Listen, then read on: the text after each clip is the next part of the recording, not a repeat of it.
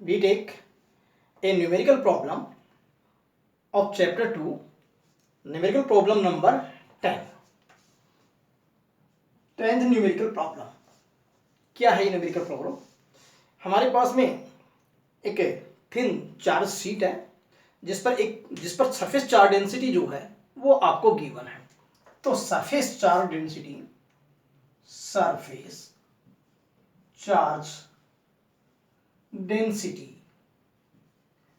on a thin sheet in xy plane. तो what is surface charge density? 5 into 10⁻⁻16 coulomb per metre square. ये कोई आपके पास में एक थिन शीट है इसमें सरफेस चार्ज डेंसिटी दे रखी है, but there is a ring whose radius r equal 0.1 meter. So radius of ring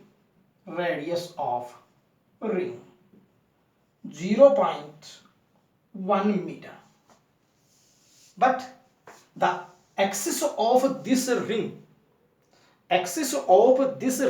makes an angle 60 degree with z axis. तो फिर angle between axis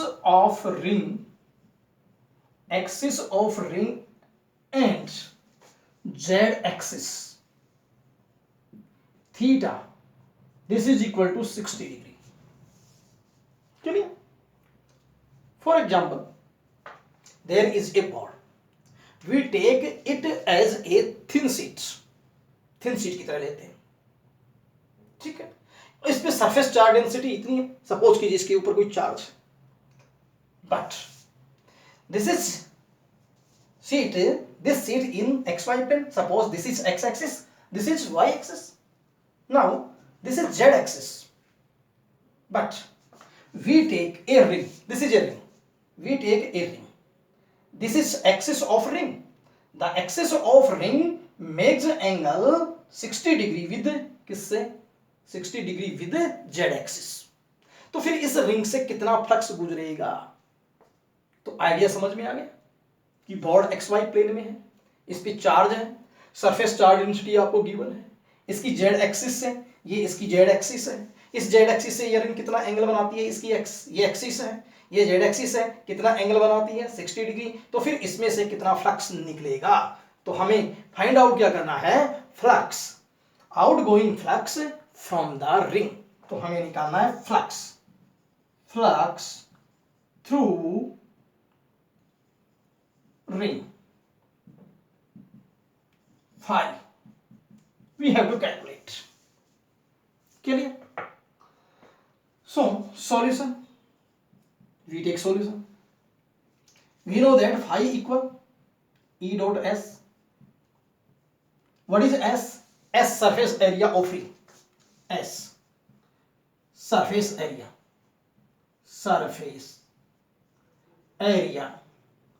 of ring. Clear? Then phi equal E S cos theta. But this is equation first. आपको phi चाहिए, ring से कितना flux जाता है, लेकिन E की वैल्यू आपको नहीं मालूम. किसकी वैल्यू मालूम है? सिग्मा की वैल्यू मालूम है. सरफेस चार्ज डेंसिटी सिग्मा की वैल्यू हमें मालूम है. ठीक है, तो फिर phi equal, but due to uniformly charge thin sheet की वजह से इलेक्ट्रिक फील्ड इंटेंसिटी कितनी होती है वो हम निकाल सकते हैं. But E equal sigma upon 2 epsilon naught. This is second. S area of ring pi r square. This is third. From first, second and third. First, second and third. What is the result? Phi equal sigma upon 2 epsilon naught into pi r square into cos theta. Theta किसके बीच में angle था? Z axis और किसके बीच? Axis of ring के बीच में, तो उसको हम थीटा लेंगे। Now what is result? देखिए वैल्यू पुट कर दें, सिग्मा की वैल्यू आपके पास है, ये रही। आर रेडियस है 0.1 मीटर, थीटा कॉस थीटा, थीटा की वैल्यू है 60 डिग्री। तो मैं वैल्यूज पुट करता हूं, phi equal sigma 5 into 10⁻⁻16 pi 3.14 into R square 0.1 का whole square, clear, into cos theta into cos 60 degree, clear, divide by 2 epsilon naught 2 into 8.854 इन 10⁻⁻12 है, ठीक है। ये वैल्यूज हम रख देंगे। तो cos थीटा की वैल्यू कितनी होगी? 1/2। तो फिर phi equal 5 into cos theta, phi equal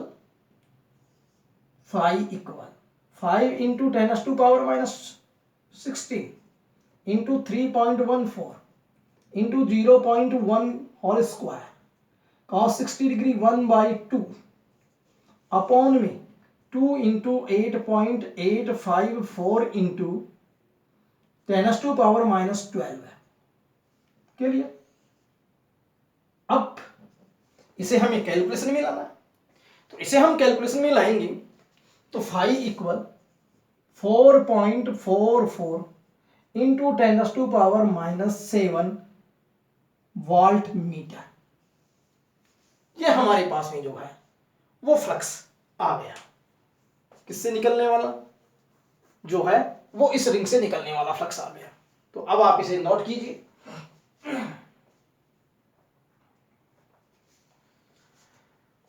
ये हो गई न्यूमेरिकल प्रॉब्लम 10। अब हम एक और न्यूमेरिकल प्रॉब्लम पर आते हैं।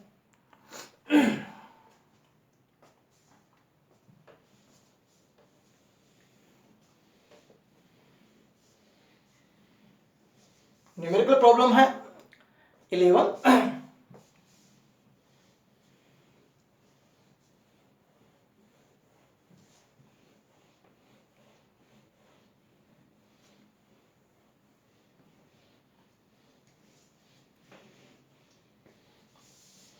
देखिए 11th प्रॉब्लम क्या कहती है। इस प्रॉब्लम में एक इलेक्ट्रॉन है जिसकी काइनेटिक एनर्जी दे रखी है। Numerical problem 11।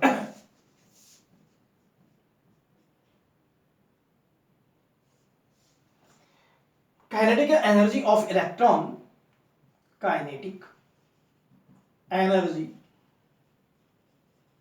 Of electron K equal 10⁻³ electron volt. तो how many joule in 1 electron volt? 1.6 into 10⁻⁻19 joule. So value will be 10 into 10⁻³ 1.6 into 10⁻⁻19 joule. We convert it in joule. Electron volt में, एक electron volt में इतने joule होते हैं, तो 10⁻³ में इतने जूल होंगे। ऐसा यूनिट में हमने कन्वर्ट कर दिया, ठीक है।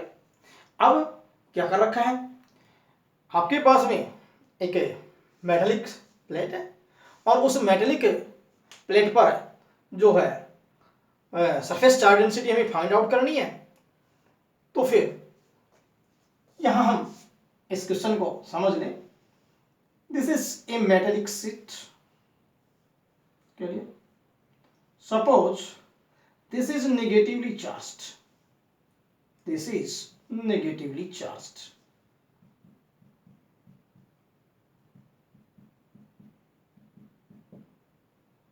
ठीक, this is an electron. Electron जो है उसके पास में एनर्जी कितनी है? 10⁻³ इलेक्ट्रॉन वोल्ट। तो K एनर्जी के साथ वो इलेक्ट्रॉन इस प्लेट की तरफ आता है, इलेक्ट्रॉन। लेकिन इस प्लेट के कारण इसके ऊपर W वर्क डन किया जाता है, क्योंकि ये इसको रिपेल करेगी इलेक्ट्रॉन को। तो कितना वर्क डन किया जाता है? W। लेकिन क्वेश्चन क्या कहता है कि इसको कितनी सरफेस चार्ज डेंसिटी दी जाए कि जिससे इससे इतना वर्क डन हो सके कि इसकी काइनेटिक एनर्जी कैंसिल आउट हो जाए और इलेक्ट्रॉन इधर मूव ना करे। और ये डिस्टेंस भी आपको गिवन है d 5 mm। तो ये d डिस्टेंस यहां गिवन है, तो फिर हम यहां लिख सकते हैं distance d equal 5 mm, this is equal to 5 into 10⁻³ metre. You have to find out surface charge density, surface charge density, charge density of metallic surface, of metallic surface, sigma की value क्या है जिससे कि electron इससे ना टकराए। तो sigma की वैल्यू हमें फाइंड आउट करनी है। तो इसका मतलब है कि इलेक्ट्रॉन के पास में काइनेटिक एनर्जी है और मेटालिक शीट क्या कर रही है? Work done. तो फिर वर्क एनर्जी थ्योरम, तो बाय यूजिंग सॉल्यूशन कर रहे हैं हम यहां solution work by using work energy theorem. क्या कहती है work energy theorem? By using work energy theorem कि kinetic energy which is equal to work done, जितनी काइनेटिक एनर्जी उतना वर्क डन हो जाए प्लेट के द्वारा तो फिर प्रभाव कैंसिल आउट हो जाएगा। But kinetic energy equal work done force into displacement, कितना फोर्स लगाती है ये मेटेलिक प्लेट। तो फिर D displacement F into D. Clear? Now यहां से K equal force QE into D. तो यहां तो हमारे पास में W equal force into displacement लिखा गया, यहां फोर्स F इक्वल QE लिखा गया। ठीक है, बट आपको क्या निकालना है? Surface charge density sigma, surface charge density sigma you have to find out, but E equal K equal Q into में E की जगह sigma upon epsilon not into D. क्यों? ड्यू टू मेटालिक शीट और plate electric field intensity E कितनी होती है? Sigma upon epsilon not. इसका derivation हमने किया भी था। अब सिग्मा की वैल्यू फाइंड आउट कर लें। तो सिग्मा इक्वल के एप्सिलॉन नोट अपॉन में क्यू इंटू में डी। देखिएगा यहां से किसकी वैल्यू आ गई? कि सिग्मा की वैल्यू आ गई। सभी चीजें अवेलेबल हैं, लेकिन क्यू क्या है? Charge on electron. Q equal E, Q equal E equal 1.6 into 10⁻⁻19 coulomb. ठीक है, सभी चीजें अवेलेबल हैं। तो वैल्यूज पुट कर दें, तो यहां कर देता हूं मैं सिग्मा इक्वल, बोलो के की वैल्यू बताइए कितनी है? 10⁻³ into 1.6 into 10⁻⁻19 epsilon naught 8.854 into 10⁻⁻12 divide by Q की वैल्यू इलेक्ट्रॉन पर charge 1.6 into 10⁻⁻19 into D 5 mm 5 into 10⁻³ sigma coulomb per metre square.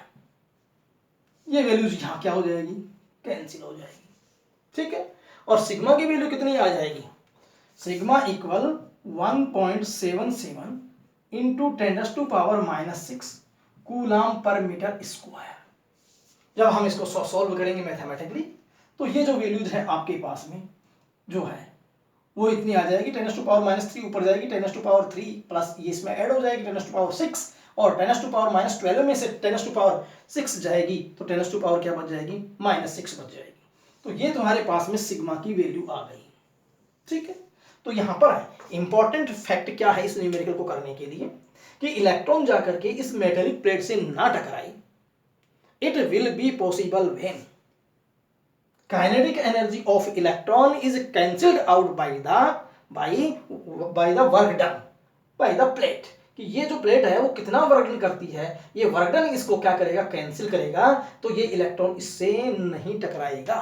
तो फिर के किसके बराबर है, W के, और फिर W force into displacement, force F equal QE, और what is E, sigma upon epsilon naught, but you have to find out sigma, then formula of sigma will be H.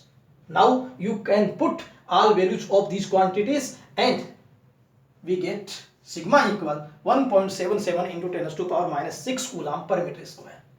Clear? This is numerical problem 11. अब हम एक और numerical problem करेंगे, पहले आप इसको note कीजिए। न्यूमेरिकल प्रॉब्लम 12 नोट कीजिए।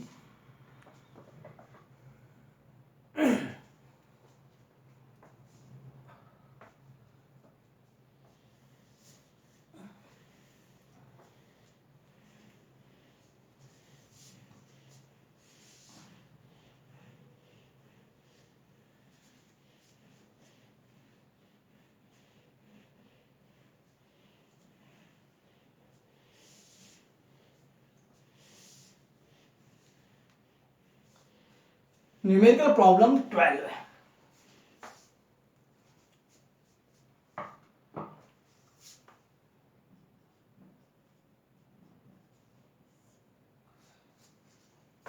क्या कहती है ये प्रॉब्लम, देखिए, एक सॉप बबल आपको गिवन है, दिस इज सॉप बबल, ठीक है। सॉप बबल को हम चार्ज करेंगे तो एक electric pressure will be produce outside, pressure P electric, this pressure will be outside, but there will be a pressure inside which is said excess pressure। तो इस question में क्या कहा गया है कि हम इस सोप बबल को कितना चार्ज दें कि ये दोनों प्रेशर एक दूसरे को कंपेंसेट कर दें। इलेक्ट्रिक प्रेशर किसके इक्वल हो जाए, excess pressure due to surface tension. तो इस in equilibrium condition what will be the value of charge Q, ये आपको फाइंड आउट करना है। लेकिन गिवन क्या है, देखिए क्वेश्चन नंबर 12 में given surface tension of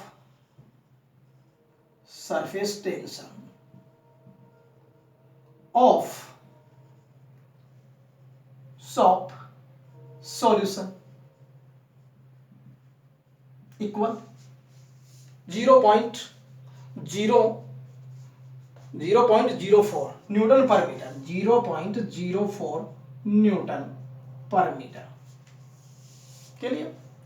next अगला है हमारे पास में कि diameter of bubble, diameter of bubble D equal 4 centimetre, then radius equal R 4 upon 2 centimetre, 2 into 10 to power minus 2 meter। Clear? But you have to find out charge। तो charge Q क्या होगा, कब, इन इक्विलिब्रियम कंडीशन, इन equilibrium condition charge Q क्या होगा। तो ये हमारे पास में क्वेश्चन की मैथमेटिक्स हो गई। एक बार फिर से मैं रिपीट कर देता हूं, क्वेश्चन की मैथमेटिक्स क्या कहती है, एक सोप बबल है, उसको कितना चार्ज दिया जाए कि जिससे उसके ऊपर बाहर की तरफ लगने वाला इलेक्ट्रिक प्रेशर और सरफेस टेंशन की वजह से लगने वाला एक्सेस प्रेशर दोनों क्या हो जाएं, सेम हो जाएं। तो उस क्यू को तो आपको कैलकुलेट करना है, लेकिन उस रेडियस है उस बबल की R इतनी, और सोप सॉल्यूशन का जो सरफेस टेंशन है वो 0.04 अपॉन न्यूटन पर मीटर। तो क्यू की वैल्यू हमें फाइंड आउट करनी है। बट सॉल्यूशन क्या कहता है, in equilibrium condition, solution in equilibrium condition, equilibrium Q equal, ये हम डेरिवेशन कर चुके, कितना 4 pi under root 8 epsilon naught T R cube. ये हमारे पास में इक्विलिब्रियम कंडीशन में चार्ज का फॉर्मूला है, डेरिवेशन आया हुआ है। यहां हम सभी वैल्यूज को पुट कर दें और कैलकुलेशन कर लें। चलिए मैं लिखता हूं यहां पर Q equal 4 into 3.14 square root 8 into 8.854 into 10⁻⁻12, ठीक, इंटू में टी, इंटू में टी, तो ये स्क्वायर रूट में ही आएगा, तो इसको थोड़ा सा हम इस तरीके से लिख सकते हैं।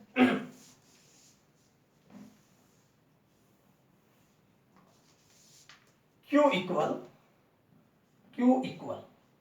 4 into 3.14 square root 8 into 8.854 into 10⁻⁻12 into T 0.04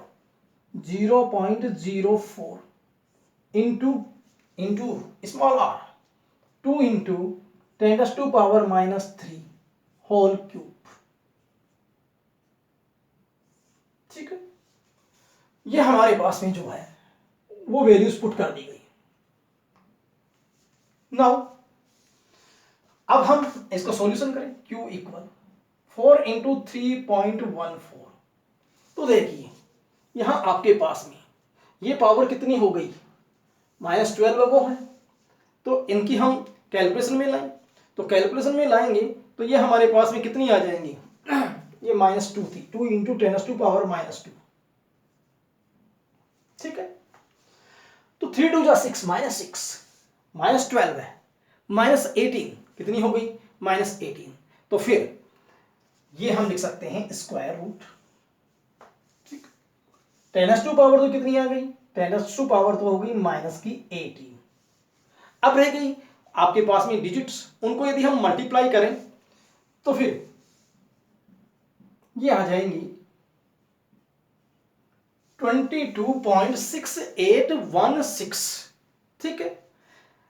अब इसका हम स्क्वायर रूट निकाल, तो फिर Q equal 4 into 3.14 into 4.76 square root, और इसका स्क्वायर रूट होगा 10⁻⁻9, और किसमें, कूलम, ठीक है।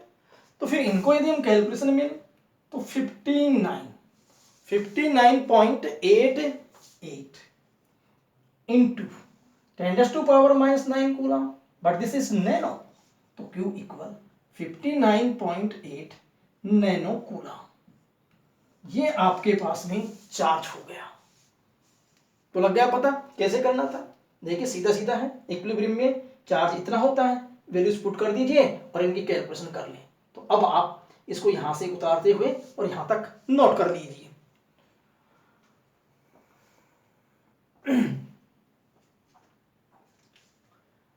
अब we take last numerical problem. तो लास्ट न्यूमेरिकल प्रॉब्लम क्या है उस पे आ जाइए।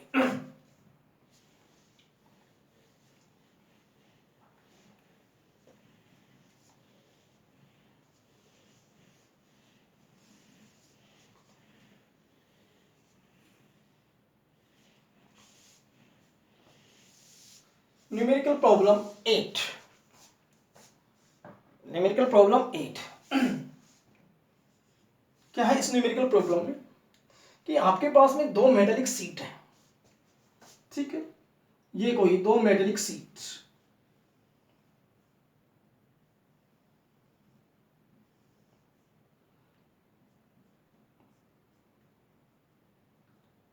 और एक ये मेटेलिक सीट है इस तरीके से। ये मेटेलिक सीट है, ये माइनस चार्ज है इसके ऊपर। यहां 3 पॉइंट है। ये यहां मैंने कहा था कि विद्युत क्षेत्र electric field intensity at this point 0, electric field intensity at this point is sigma upon epsilon not, and again electric field intensity E equal 0। तो फिर हम ये कह सकते हैं कि यहां पर इलेक्ट्रिक फील्ड इंटेंसिटी सिर्फ मिड में होगी। तो फिर आपको क्या क्या गिवन है, आप क्वेश्चन पे आइए, मैं आपको यहां पर वो एक्सप्लेन कर रहा हूं। तो given question number 8, given area of each metallic sheet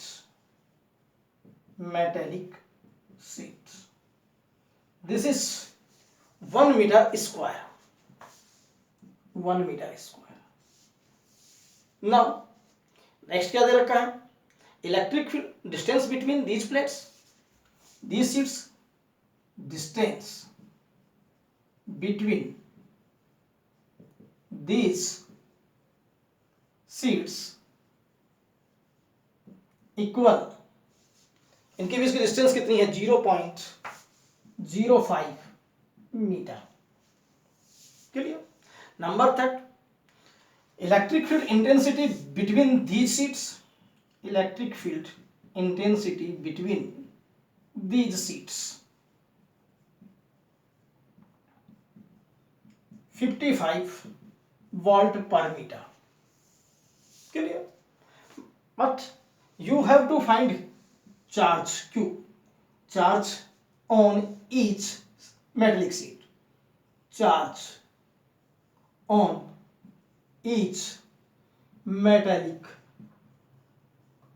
sheet Q find out करना है। तो एक बार से फिर हम इस क्वेश्चन को देख लें कि क्या कहता है। Suppose there are two metallic sheets, this is positively charged, this is negatively charged. Clear. Distance between them is 0.05 metre and electric field intensity between these sheets, इन दोनों के बीच की इलेक्ट्रिक फील्ड इंटेंसिटी 55 है, 55 वोल्ट है पर metre है। आपको क्या फाइंड आउट करना है, इस पर मैग्नीट्यूड ऑफ चार्ज क्या होगा। तो मैग्नीट्यूड ऑफ चार्ज Q हमें फाइंड आउट करना है। Magnitude of charge, magnitude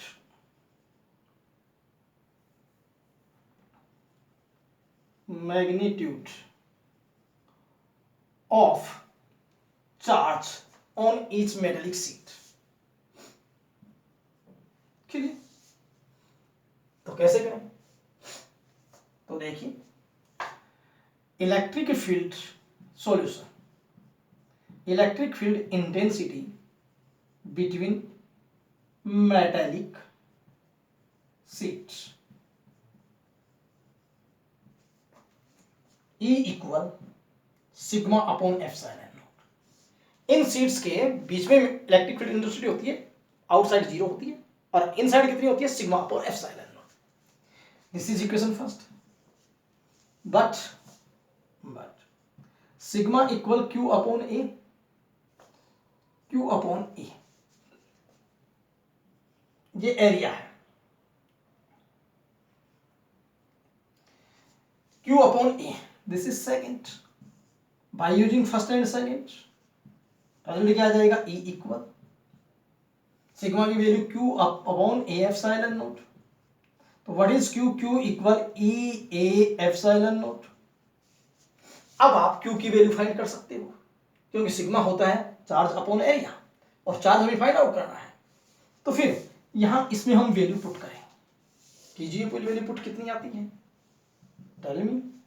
Q equal value of E 55 into area 1 metre square into epsilon naught 8.854 into 10⁻⁻12। ठीक है। अब हम इसको कैलकुलेशन करेंगे तो Q इक्वल 4.87 इंटू 10⁻⁻10 कूलम। इसको आप सॉल्व कर लीजिए, मल्टीप्लाई कर लीजिए, मल्टीप्लाई करोगे तो फिर ये रिजल्ट आएगा, तो फिर ये मैग्नीट्यूड ऑफ चार्ज आ जाएगा। तो बहुत इजी वे में हम इस एग्जांपल को कर सकते हैं, इसको नोट कीजिए।